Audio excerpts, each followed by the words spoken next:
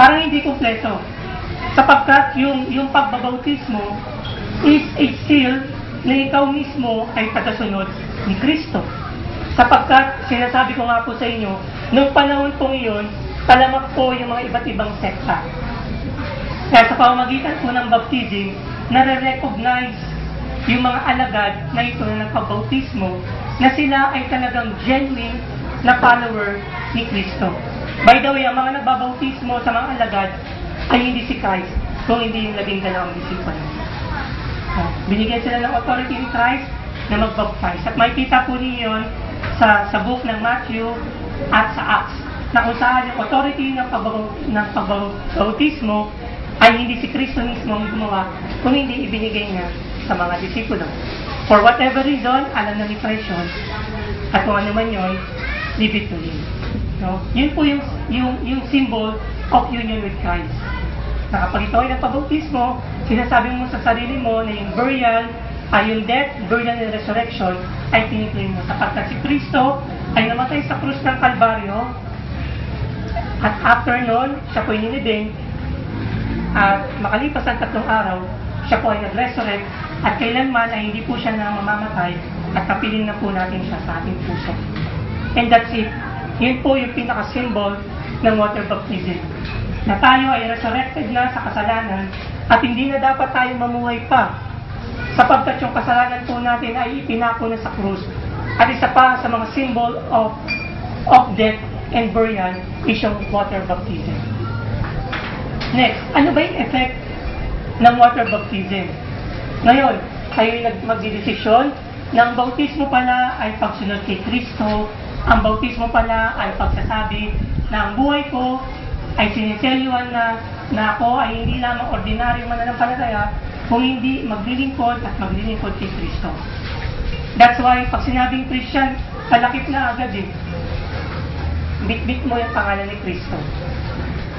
Kaya nga, di ba nakakaya pag isang Kristiyano ay nahulog sila sa kasalanan? Sino bang nasisiraan yung tao? Hindi. Si Kristo. Kasi nasabi natin, tinanggap natin sa ating puso, ipinamalita natin na siya'y naghahari. Pero pag tayo nakagawa ng mali, ang napupulaan si Christ. Bakit? May unity. Nakipag-isa na tayo kay Kristo. Nang ibig sabihin, alam man ang gawin natin, mabutit masama, ang mabibigyan ng papuri at napupulaan ang ating Diyos. So that's why, mas magiging maingat na tayo na ngayon magpuprofess tayo at maraming makikita na ang sealed ng union with Christ ay ipamamalita natin. So that's why, I hope na makita ninyo yung tinatawag na essence ng water baptism. Na ito hindi lamang isang ordinaryong gawain, kung hindi ito isang sabihin na natin inutos ng Lord na kinakailangan natin sundin. Pero mamaya meron pa akong mga instances na may papaliwanag sa inyo. Next, what are the effects of water baptism or baptism? Ano bang epekto nito sa mga mananampalatayang sumunod? Alam po niyo ba meron pong effect sa buhay ng isang mananampalataya? Una, ang water baptism is means of grace. Biyaya. Bakit po? Dahil marami pong meron pong isang tao sa Bible ang hindi po nakapag-undergo ng water baptism. Naalala niyo po kung sino?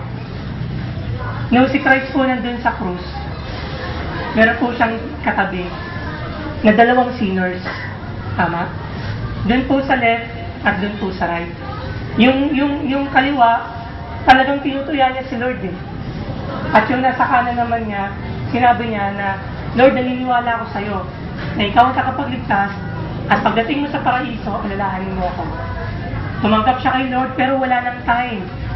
No, na i-profess niya sa buong tao na yung kanyang paniniwala kay Lord sa pamamagitan ng baptism. Pero merong effect ang baptism. Alam po ninyo, sa pagsunod, may blessing. Tama po ako? Once na sumunod ka, for example, sa parents mo, nagbigay siya ng isang utos sa'yo, sumunod ka, what's next? Automatically, merong reward. Kay Lord, kapag si Lord ay nagbigay ng utos at pag sumunod ka, automatically merong blessing. What do you think? Ano ba yung blessing ng water baptism sa isang mananampalataya? Meron ba? Or nonsense yung water baptism? May sense ba yun? Meron ba siyang effect? Sa tingin nyo, ano ba yung effect ng baptism sa buhay ninyo after ninyo mag-undergo sa tinatawag na baptism? Meron kaya? Meron po. After the baptism, nagkakaroon tayo ng tinatawag na pagkalalim sa pananampalataya. Sapagkat naunawaan natin na yung kamatayan ni Kristo sa krus ng Kalbaryo sa pamamagitan ng pag-undergo ng water baptism, na i-relate natin yung ating sarili sa ginawa ng Lord. Na yung ginawa po niya ay hindi lamang pala isang ordinaryo na kinakailangan din natin itong seryoso at isa pamuhay. Sapagkat ito po ay nagbibigay po sa atin ng indication na kung saan ay ito pong pananampalataya ay lalalim at lalalim. That is why ang tawag po sa baptism is an act of faith. Pananampalataya na ikaw ay lumalalim sapagkat ipinahayag mo, nawawala din yung hiya mo. Diba? Na pinoprotest mo na ako, bilang isang dating makasalanan, tumanggap kay Kristo, at ipinamamalita ko sa pamamagitan ng paglubog sa tubig, na si Kristo ay nasa akin. Even though, sinasabi po natin, ang pinaka main reason na hinanap ng Lord is the heart. And I believe so na ang inyong pong paggawa at pagkilos or pagsabi na gusto ko magpabautismo is an act coming from your heart. That's why ang baptism is an act of faith. That is the effect. Nawawala yung hiya mo, pinoprotest mo na si Christ ay number one na sa buhay mo. And then, necessary ba na magpabautismo? Kumbaga, necessary ba yon na magpabautismo ang isang tao o isang mananampalataya na tumanggap kay Kristo? Well, sabi ko nga doon sa isang explanation ko, di ba? Yung isang tao doon na tumanggap kay Kristo, wala lang time eh.